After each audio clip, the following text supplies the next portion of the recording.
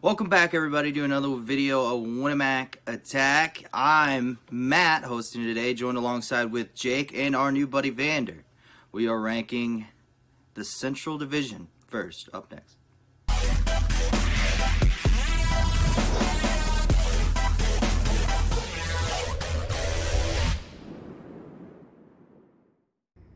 Alright, welcome back everybody. As Matt said in the intro, we are ranking the Central Division teams today, and so let's get right into it. I think it's pretty obvious. I went with the Colorado Avalanche to lead the Central Division this year. Yeah, I think that's very apparent. I agree with you. Colorado on top. Yep, I as well. I have the Avalanche. I think that's an easy choice. Yeah, if you don't, that's a bold take. But moving on to second, I have the St. Louis Blues. I think they held most of their core. They did lose Schwartz, but they replaced him with Buchnevich. So I think all in all, they stayed a solid team. What about you guys? Yeah, I have Minnesota in my second place spot. I really So think... you are banking on Kirill the Thrill coming back. Oh yeah, 100%. I think the deal's going to get done probably more than Minnesota wants to pay, but I think that's what's going to happen, and he's going to lead this team to the promised land, at least to a playoff spot. I think that's really make or break for their season. Mm-hmm. Yeah, Vander, who do you have in second? I have the Blues in second. They still got Tarasenko. He's going to be firing on the net. I think that's going to be enough to get him in the second spot. I have heard that he's healthy, so if he can go back to his form, I think that's a huge boost for that team. So moving on to third, I have the Winnipeg Jets.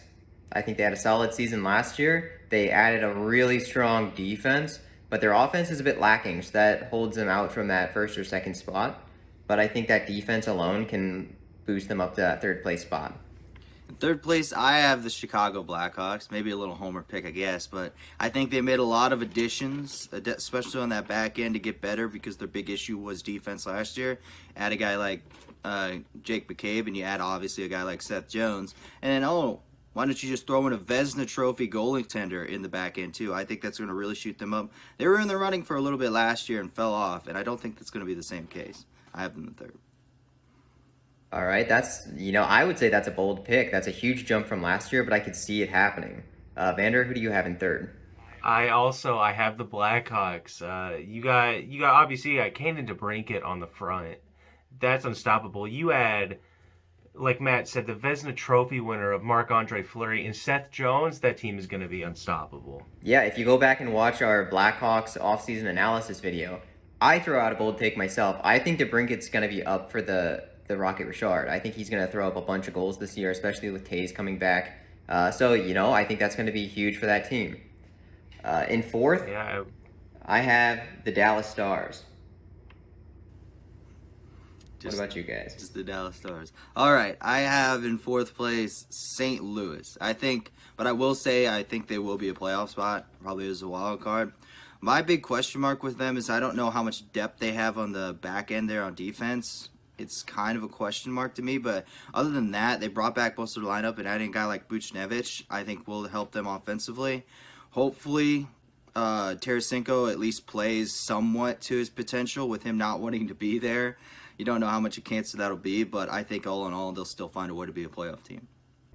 Yeah, when you said you weren't sure about the defense, I was still thinking Dallas at first, and I'm like, Heiskanen, Klingberg, Yslanda. The Blues defense, as a Blues fan, I can say that is a mess, so you're exactly right. I don't hate that placement. I think most Blues seasons sort of end up mediocre anyways. Vander, who do you have? I have the Dallas Stars. You got a healthy Sagan back. That's going to be good for them. Yeah, I think we're on the same page with that one. In fifth, I have the Blackhawks. And now that does look bad if you're a Blackhawks fan. Take it easy. I think that the Central is going to take both wildcard spots. So I see the Blackhawks as a playoff team with the second wild card. I think they made some good changes this offseason. They're not great, but they're okay. Matt, who do you have in fifth?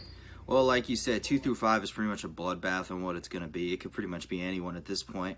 But I have Dallas in that fifth spot. A little lower than what you guys had, but I think with an aging core like it is, even with the top talent that they have on the back end, I don't know in a full 82-game season, I trust all of their top guys to stay healthy. But other than that, they have a lot of talent on defense. I think that's going to carry them up the rankings, but this is about as high as I have them going. All right, Vander, who do you have in your fifth spot? I have the Winnipeg Jets. I think they're going to be an all right team. I don't think there's going to be too much, but like we've said, 2 through 5, toss up. All right, I think that's a good spot. I personally think those defensive additions were huge because their offense tends to show.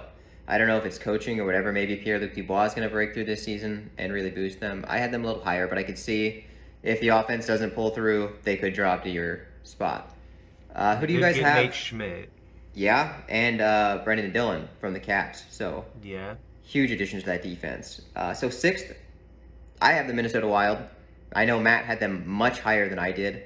I think the issues with Kirill Kaprizov are going to linger. I don't think he comes at the beginning of the season. I think eventually they work something out, maybe short term. But that's just going to lead to more issues within the organization, and I think it's going to hurt them. So who do you guys have in sixth? In sixth place, I have Winnipeg, and my issue with them is I just don't know if they have enough firepower on offense to keep up with the other top teams in the Central. With everybody coming back this year into that division, there's going to be a lot of great offensive, high-scoring games, you'd think, with some pretty good goaltending thrown here and there. I don't know if Winnipeg has that. I mean, they have a couple good guys in Scheifele and a couple young guys on the back end there, and Roslovic and or other like Niku and stuff like that on the back end. They're going to be pretty good defensively. I agree with you with that, but I just don't think that they're going to be able to keep up scoring wise, and that's where I have them in sixth place. Yeah, I mean, that's a very valid point. They've got elite second line center Paul Stastny, but that defense, it's going to be hard to score on the Winnipeg Jets. That's a solid defense, and then if you manage to get through that defense, you've got to deal with Connor Hellebuck. So I think it's going to be hard to score on them, but they will also have trouble putting up offense. Vander, who do you have? I as well have the Wild. I think they'll have a shot higher if they get Krill, but as of right now, they don't. So right, I think that's a fair spot. So I think we should be on the same page these next two slots. Seventh place, I have the Nashville Predators. Yeah. I also have the Nashville Predators, and I will say the only thing that keeps them above the team I have above them is their goaltending. Other than that, it's kind of iffy. Yeah, UC Soros is a huge benefit to that team. They could also be trading Philip Forsberg. Right now he's still on the team, which helps. But if they trade him, they already got rid of Arvidsson, which I know Forsberg wasn't happy about. On that team. Yeah, and Vander, I think you were in agreement there. Yep, I as well. I have Nashville. Yeah, so that leads us to that glorious eighth place, and that's going to the Arizona Coyotes, which there's nothing redeemable about what their season's going to be except for all those draft picks. So they've definitely tried to get that eighth pick because they want to have the best possible draft odds as they can. Well, like I said in the offseason video, I mean, at least they'll be able to look nice because the style of play on the ice isn't going to be great, but hey, their jerseys are pretty sick. Yeah, definitely got to pick up a Phil Kessel Kachina jersey. Oh, Louis Eriksson all day. Yeah, Coyotes legend Louis Eriksson. But with that said, I think we've hit the end of the list. Let us know what you think down in the comments below, and please consider subscribing. See you next time.